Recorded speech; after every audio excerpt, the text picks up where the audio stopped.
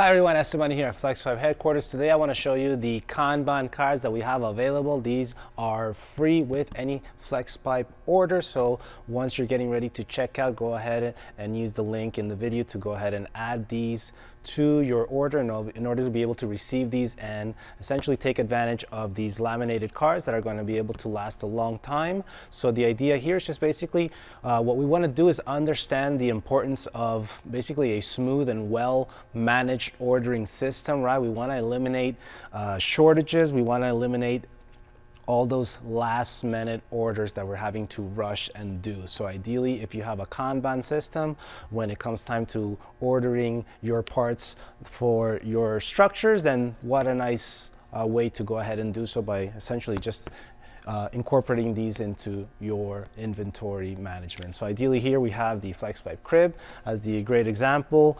Are you going to have this for every single accessory, every single part? Probably not in the beginning. It really depends, but most of the times you're going to start off with your H1, H2, H3, H4. Essentially these are the most commonly used connectors. So that's really what we want to give the example with as far as where you can use the Kanban card. So ideally what we're trying to do is basically fill the card with the information that is necessary, that is relevant. So when it comes time to ordering, it's very straightforward. So in this case here, the example description here, H2 box of 150. Minimum one box, so point of order, right? So when we get to one box here, it's going to be the time to go ahead and place that order, and the quantity to order is going to be 2. So ideally the way that that works is that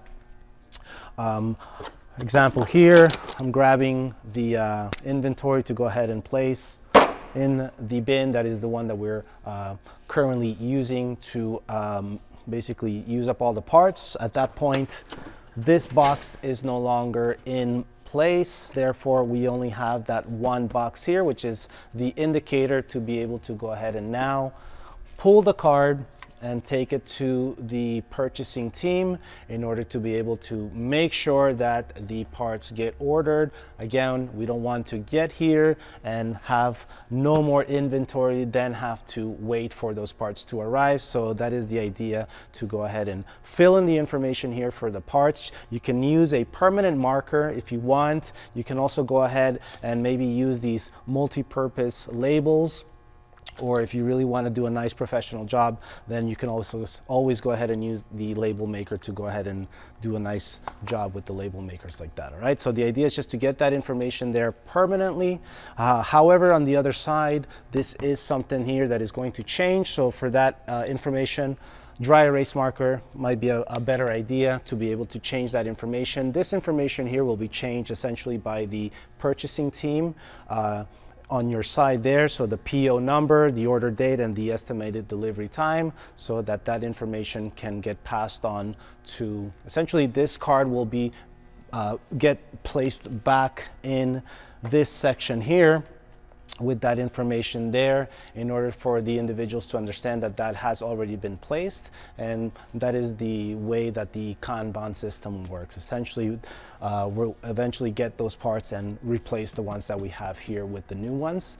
And ideally, we're filling in the card, we're establishing the lowest product quantity needed. So in this case here, we made the distinction for the minimum of one box. That is when we're ordering 2 in this example here. So once we reach that, we pull the card and again bring it over to the purchasing team to make sure that they order the individual parts or order the quantities that are needed, the boxes, whatever the case may be. In this case here is the connectors that we're using as the example.